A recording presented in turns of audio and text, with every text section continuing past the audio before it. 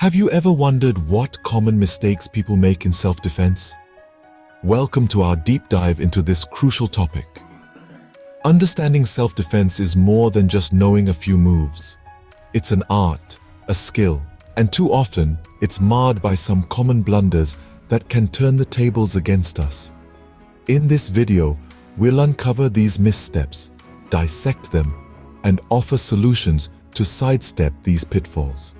So, buckle up for an enlightening journey.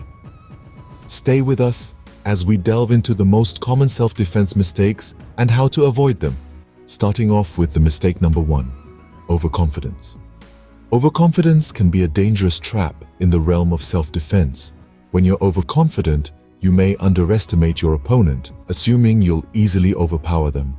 This mindset can lead to complacency, a lack of preparation, and a failure to recognize potential threats. In reality, each situation is unpredictable, and every opponent is unique. Overconfidence can blind you to these facts. Instead of assessing the situation objectively, you might overlook crucial details that could turn the tide in your favor. What's the solution? Stay alert and prepared. Confidence is important, absolutely, but it should be balanced with a healthy respect for the unknown.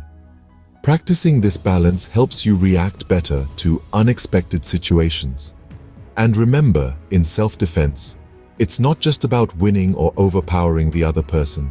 It's about ensuring your safety and the safety of those around you. Remember, confidence is key, but overconfidence can be your downfall. Let's move on to mistake number 2, lack of awareness. It's a big one, folks. Picture this. You're walking down a street, completely engrossed in your thoughts or your phone. You're oblivious to what's happening around you. This lack of awareness could land you in hot water. Being aware of your surroundings isn't just about spotting potential threats. It's about identifying escape routes, noticing suspicious behavior, and being prepared for any situation. Your environment is filled with information that can help you avoid or diffuse potential threats. Think of awareness as your first line of defense. It's not about being paranoid, but about being mindful. Notice the people around you, the layout of the area, the exits. These details could be game changers. Remember, folks, the world isn't always as it seems. Things can change in an instant, and being aware could be the difference between getting away safely or not. On to mistake number 3, inadequate training. When it comes to self-defense, training is not just an option, it's a necessity. Often people underestimate the importance of proper training and practice in self-defense. They think watching a few videos or attending a single seminar is enough to prepare them for any dangerous situation.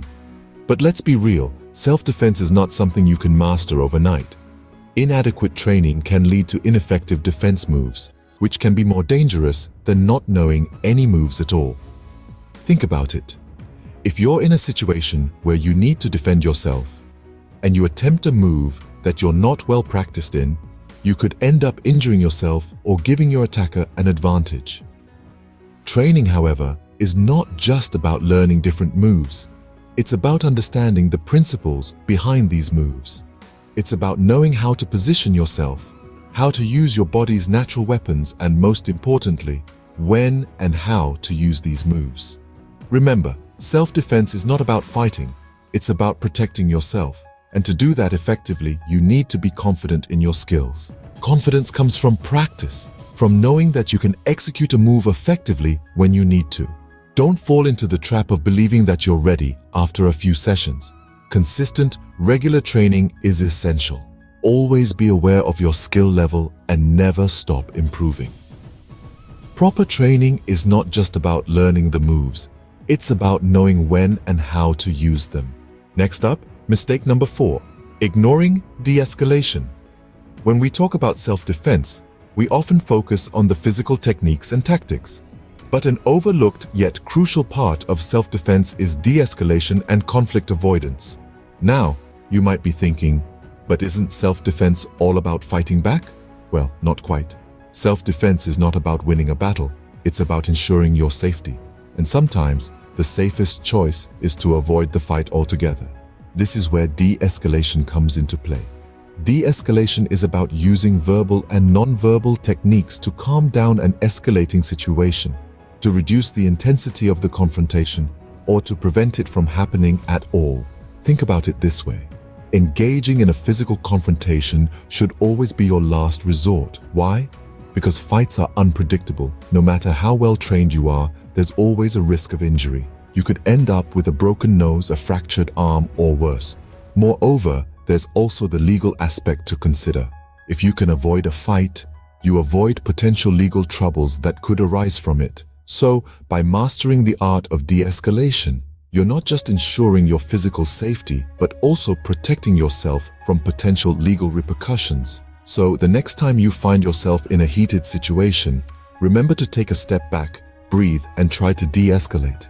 Remember, the goal of self-defense is to protect yourself, not to win a fight.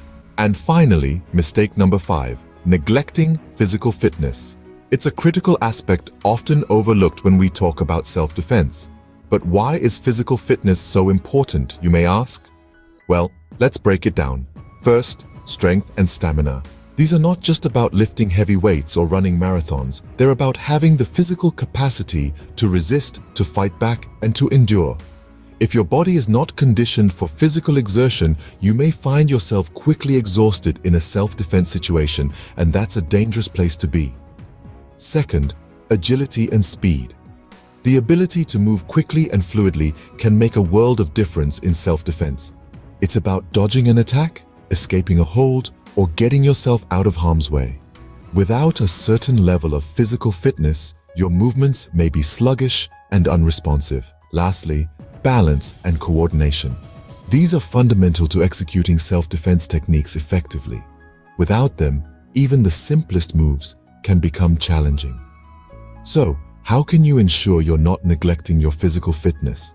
It's all about consistency, regular exercise, balanced nutrition, and adequate rest. And remember, it doesn't have to be a grueling workout regimen. Even a brisk walk or a simple stretching routine can go a long way towards improving your physical fitness. In conclusion, physical fitness is not just about looking good or feeling good. It's about being prepared, being capable, and being resilient. Physical fitness is a key component of self-defense. Don't neglect it. So, those were the top 5 self-defense mistakes people commonly make. As we've journeyed through this enlightening exploration, we've uncovered some glaring errors that can severely hinder the effectiveness of one's self-defense skills. Let's take a quick stroll down memory lane and recap the main points we've discussed. Firstly, we tackled the issue of overconfidence. Remember, self-defense is not about being the strongest or the fastest. It's about being smart, strategic, and aware. Overconfidence can blur your judgment, cause you to underestimate your opponent, and lead to potentially disastrous consequences. Next, we delved into the problem of lack of awareness. We cannot stress enough the importance of being alert and aware of your surroundings at all times. Your environment is a crucial element in your defense strategy. It can either be your ally or your enemy, depending on how aware you are. We then moved on to the subject of inadequate training. Remember, mastering a few moves from a YouTube video doesn't make you a self-defense expert. Consistent, professional training is the key to developing solid and reliable self-defense skills. Practice makes perfect, and in this case, it might even save your life. Our 4th point of discussion was the neglect of de-escalation. It's crucial to understand that self-defense is not about winning fights, but avoiding them whenever possible. De-escalation should always be your first line of defense. You can't lose a fight that never happens. Lastly, we highlighted the importance of physical fitness in self-defense. Your body is your primary tool in self-defense. Keeping it in good shape not only enhances your ability to defend yourself, but also boosts your confidence and mental resilience. In conclusion, avoiding these common mistakes is essential to becoming more effective in your self-defense. It's not just about the physical skills, but also about the mindset and the strategy. Remember, the key to successful self-defense lies in being proactive rather than reactive. Avoid these common mistakes, and you'll be on your way to becoming more effective in your self-defense. Stay safe And remember, the best defense is a good offense.